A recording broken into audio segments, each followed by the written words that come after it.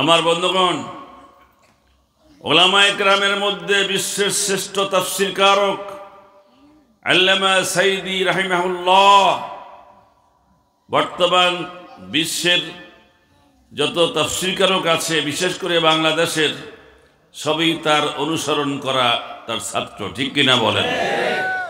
এই লোকটাকে কোনো অপরাধ নাই। দেলু শিকদার নামে এক রাজাকার তাকে বানাইছে দেলাওয়ার হোসেন সাঈদী। আমি একাধিকবার প্রেস পড়ে গিয়েছি।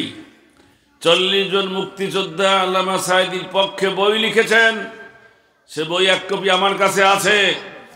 তারা বলেছেন 1972 সনে 71 সনে সাঈদী সাহেব দেশ বিরোধী কোনো কাজ করেননি, পাকিস্তানি আর্মির সাথে যোগাযোগ করেন নাই। যারা বলেন সুবহানাল্লাহ।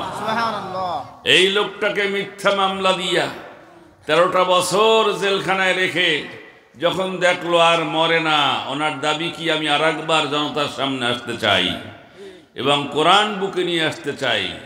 আমেরিকার মানে ভারতের দেখলো এ যদি ছাড়া পায় তাহলে তো মুশকিল হয়ে যাবে।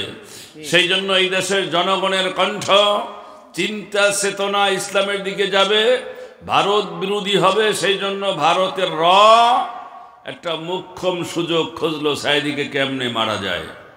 দেখলো হাসিনা ছাড়া এই দুঃসাহসিক কাজ কেউ করবে না। হাসিনার মতো কপাল পোড়া ছাড়া অন্য কোনো প্রধানমন্ত্রী এই সাহস নেবে না। যেমন চিন্তা তেমন কাজ। রয়ের শখ অনুযায়ী আল্লামা সাঈদীকে জেলখানা থেকে বের করে ট্রিটমেন্টের নামে ইনজেকশন পুশ করে হত্যা করা হয়েছে।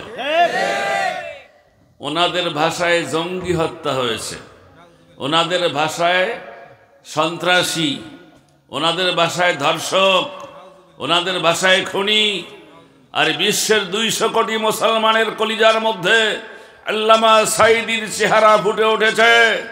তোমরা সাঈদী নামক লোকটাকে হত্যা করে বিশ্বের 200 কোটি মুসলমানের কলিজায় আঘাত করেছ। সেই কলিজা থেকে রক্তক্ষরণ হচ্ছে। সেই রক্তক্ষরণ একদিন অগ্নিস্ফুলিঙ্গ হয়ে বাংলাদেশ থেকে নৌকার সমস্ত চেলা চামুন্ডাকে এ দেশ থেকে আল্লাহ পাক ধ্বংস করে দিবেন।